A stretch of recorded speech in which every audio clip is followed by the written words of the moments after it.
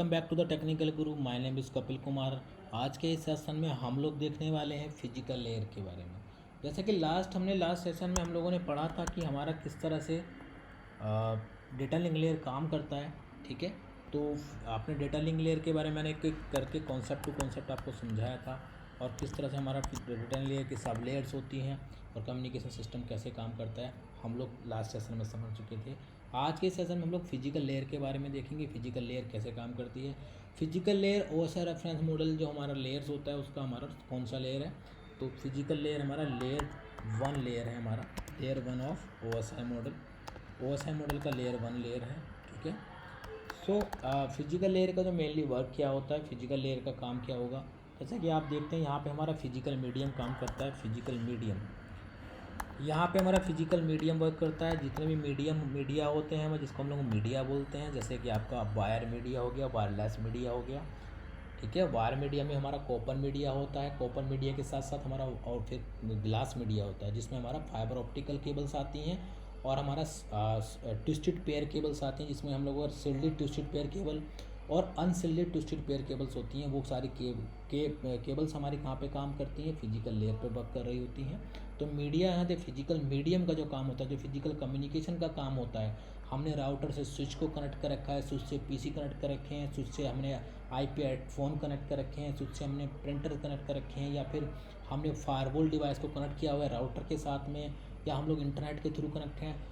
World wide हम लोग अगर कम्युनिकेशन सिस्टम को देखते हैं, इंटरनेट सर्विस प्रोवाइडर की भी बात करें या मैं वर्ल्ड वाइड देखता हूँ, तो वहाँ पे सबमरीन केबल्स हमारी जो कनेक्ट होती हैं, एक कंट्री से दूसरे कंट्री को हम लोग सबमरीन केबल्स के थ्रू कनेक्ट कर रहे होते हैं। तो ये सभी जो कम्युनिकेशन होता है वो हमारा फिजिकल मीडियम के थ्रू होता है, जिसमें हमारा फिजिकल लेयर का रोल होता है।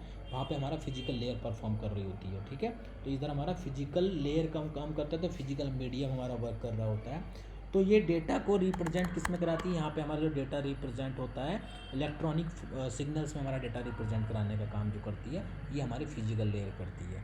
तो डेटा रिप्रेजेंट कराने का काम किस में करेगी,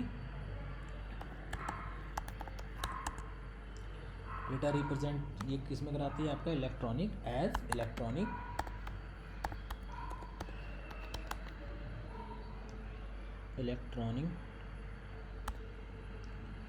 सिग्नल्स। ठीक है, ये इलेक्ट्रॉनिक सिग्नल्स में हमारा डेटा रिप्रेजेंट कराने का वर्क करती है।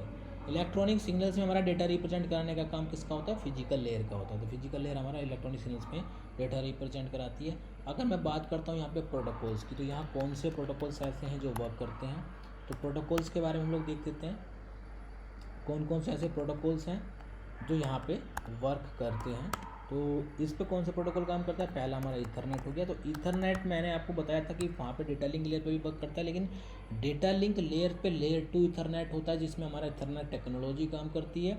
यहाँ पर जो फिजिकल मीडियम होता है, जो हमारा वायरिंग स्ट्रक्चर होता है, जो वायरिंग के स्टैंडर्ड्स होते हैं ईथरनेट के, वो यहाँ पर हमारे काम करते हैं। ठीक है, तो ईथरनेट की बात करें या फिर मैं ब्लूटूथ की बात करता हूँ, तो यहाँ पे इस लेयर पे ही हमारा ब्लूटूथ काम करेगा। ब्लूटूथ आपने देखा ही होगा, आपके सभी के मोबाइल में ब्लूटूथ डिवाइस काम करती है। ब्लूटूथ आपका हो गया।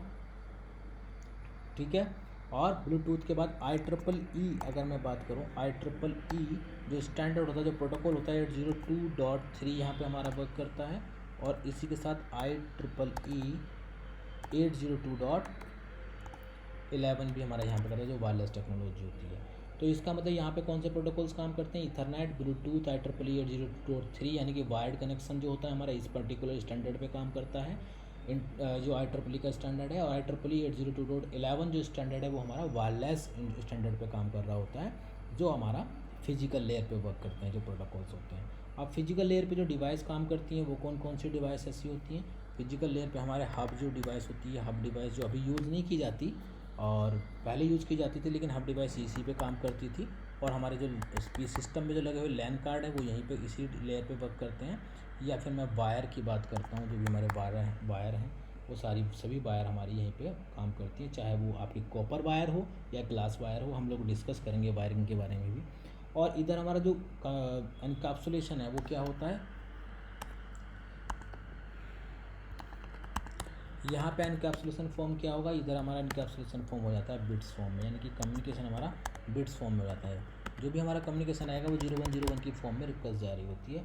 यहाँ पे हमारा बिट्स फॉर्म में कम्युनिकेशन हो जाता है। तो physical layer basically hardware layer है, बाइनरी ट्रांसमिशन का ये काम करती है। अगर कैटेगरी की मैं बात करूँ तो ये हमारा बाइनरी ट्रांसमिशन करती है, इसको बाइनरी ट्रांसमिशन लेयर हम लोग बोल सकते हैं। बाइनरी ट्रांसमिशन लेयर हमारी ये होती है, ठीक है।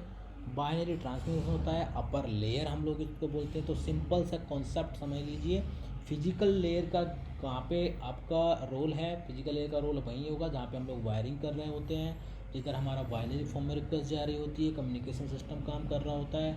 आपका डेटा लिंक लेयर से जो कम्युनिकेशन आता है वो आता है आपका फ्रेम में, और फिर फ्रेम से कन्वर्ट होने के बाद में बिट्स में कन्वर्ट 0101 की फॉर्म में कन्वर्ट होके फिजिकल के थ्रू सोर्स से जाएगा डेस्टिनेशन के पास बिट्स फॉर्म में। दैन डेस्टिनेशन फिर उसको इसी तरह से रिक्वेस्ट लेता है। आने वाले सेशन में हम लोग देखेंगे एनकैप्सुलेशन, तो किस तरह से हमारा एनकैप्सुलेशन होता है, फिर डी एनकैप्सुलेशन कैसे होता है। और उस सेशन में हम लोग ये सब डिस्कस कर लेंगे कि हमारा जो कम्युनिकेशन सिस्टम है वो एनकैप्सुलेशन के थ्रू कैसे काम करता है, और OSI रेफरेंस मॉडल और TCP/IP मॉडल में क्या अंतर होता है, वो आने वाले हम लोग सेशन में देखने वाले हैं। इंटरव्यू के पॉइंट ऑफ व्यू से अगर मैं बात करूं तो इस फिजिकल लेयर से भी आपसे क्वेश्चन किए जा सकते हैं, और जो OSI रेफरेंस मॉडल की लेयर है उसमें से कोई भी क्वेश्चन आपसे किया जा सकता है। दूसरी बात करूँ एग्ज़ाम के प्रोस्पेक्टिव से, तो एग्ज़ाम अगर आप देने जाते हैं CCNA का, अगर आप एग्ज़ाम परफॉर्म करने जाते हैं तो उसमें भी आपसे इंटरव्यू में, आपके एग्ज़ाम में भी क्वेश्चन OSI रेफरेंस मॉडल से पूछे जाते हैं। किस तरह से हमारा रोल होता है इसका OSI रेफरेंस मॉडल में, अगर मैं बात करूँ फिजिकल लेयर की, तो मैं डायग्राम के थ्रू समझा देता हूँ। सपोज ये सोर्स है, हमारा सोर्स जो है आपका SSH की रिक्वेस्ट कर रहा है इस पर्टिकुलर डेस्टिनेशन के लिए। इसने SSH किया, यूज़र बना हुआ है इसका, यहाँ पे इसने कम्युनिकेशन करना चाह रहा है, इसने यहाँ पे रिक्वेस्ट करी और इसके थ्रू होते हुए यहाँ पे आया, राउटर के पास रिक्वेस्ट लेके आता है। यहाँ पे सोर्स IP डेस्टिनेशन IP इसने चेक किया, सोर्स मैक डेस्टिनेशन मैक इसने चेक किया, देन इसके बाद हमारा कम्युनिकेशन सिस्टम यहाँ पे आ जाता है। तो ये जो कम्युनिकेशन जब भी हमारा बायर के थ्रू कम्युनिकेशन होते हुए जाता है तो ये हमारा किस में कन्वर्ट होते चला जाता है, ये आपका बिट्स फॉर्म में कन्वर्ट होते चला जाता है। और यहाँ पे ईथरनेट टेक्नोलॉजी काम कर रही है, यानी कि ईथरनेट केबल कनेक्ट कर रखी है। अब हमने यहाँ पे ईथरनेट केबल अगर कनेक्ट कर रखी है तो ये केबल हमारी कौन सी होगी, IEEE 802.3 स्टैंडर्ड पे काम करेगी। और ये ईथरनेट केबल है, फास्ट ईथरनेट मैंने लिखा हुआ है, फास्ट ईथरनेट टेक्नोलॉजी है, जिसमें हमारा 100 Mbps स्पीड होती है, इसके थ्रू हमने कनेक्ट किया हुआ है। हो सकता है यहाँ भी हमारा इथरनेट केबल लगी हुई होगी और यहाँ भी हम लोग इथरनेट केबल यूज़ करते हैं। आपके घर में जो इंटरनेट कनेक्शन आ रहा होता है, आप जो राउटर लगा के रखते हैं उस पर जो केबल कनेक्ट होती है, उसमें जो पोर्ट होते हैं वो इथरनेट पोर्ट होते हैं। जो केबल होती है जिसमें RJ45 कनेक्टर लगा होता है, वो आपका जो RJ45 कनेक्टर यहाँ पे राउटर पे लग रहा होता है, वो आपका कौन सी केबल होती है, वो इथरनेट केबल होती है। तो इस तरह से हमारा कनेक्शन है, यहाँ पे काम हो रहा है और हम लोग कनेक्ट हो रखे हैं। तो डेटा लिंक लेयर 2 हमारा जो कि स्विच काम कर रहा है, राउटर हमारा लेयर 3 पे काम कर रहा है, ये हार्डवेयर लेयर्स हैं सारी, और हमारा कम्युनिकेशन इस तरह से वर्क कर रहा होता है। तो होपफुली आपको फिजिकल लेयर के बारे में समझ में आ गया होगा। फिजिकल लेयर यानी कि बाइनरी ट्रांसमिशन होता है, ठीक है। डेटा लिंक लेयर की बात करें तो वहाँ पे डेटा लिंक लेयर पे हमारा क्या होता है, मीडिया एक्सेस का वर्क होता है, मीडिया एक्सेस लेयर होती है। और नेटवर्क लेयर की बात करता हूँ तो नेटवर्क लेयर हमारा नेटवर्क एड्रेसिंग होती है। और इसी तरह से मैं ट्रांसपोर्ट लेयर की बात करता हूँ तो एंड टू एंड कम्युनिकेशन का काम करता है ट्रांसपोर्ट लेयर। और सेशन लेयर की अगर मैं बात करता हूँ तो सेशन लेयर हमारा सॉफ्टवेयर लेयर होता है, जहाँ पे हमारा स्टार्ट स्टॉप और रिज्यूम सेशन हो रहा होता है, वो इस तरह से वर्क कर रही होती है। प्रेजेंटेशन लेयर की बात करते हैं तो स्क्रीन लेआउट का काम जो होता है हमारा प्रेजेंटेशन लेयर पे होता है। जो हम लोग स्क्रीन लेआउट की बात कर रहे हैं, सॉफ्टवेयर लेयर हमारी होती है, वो स्क्रीन लेआउट हमारा प्रेजेंटेशन लेयर पे होता है। इसी तरह से मैं एप्लीकेशन लेयर की मैं बात करता हूँ तो एप्लीकेशन लेयर हमारा एंड प्रोडक्ट है, जिसको हम एंड प्रोडक्ट बोलते हैं। एंड प्रोडक्ट हमारा एप्लीकेशन लेयर होता है, ये भी हमारी सॉफ्टवेयर लेयर होती है। तो लेयर हमने डिफरेंट लेयर्स, साथ के साथ लेयर्स को आपस में समझा। एक एक लेयर्स के बारे में मैंने बहुत अच्छे से डिफ़ाइन किया हुआ है, एक एक पॉइंट टू पॉइंट आपको बताया हुआ है, आपको होपफुली समझ में आया होगा। हम लोग कल आने वाले जो सेशन होगा उस सेशन में 7 जो डिफरेंट लेयर्स हैं, इन लेयर्स का किस तरह से कम्युनिकेशन होता है, किस तरह से वर्क करती हैं, हम लोग वो कम्युनिकेशन एक नेटवर्क के थ्रू समझेंगे। इसको पैकेट ट्रेसर पे मैं एक प्रैक्टिकल परफॉर्म करके आपको दिखाऊंगा किस तरह से हमारा लेयर कम्युनिकेशन काम करता है। तो आज के इस सेशन में इतना ही, बने रहिए, देखते रहिए द टेक्निकल गुरु। आज के लिए इतना ही, धन्यवाद।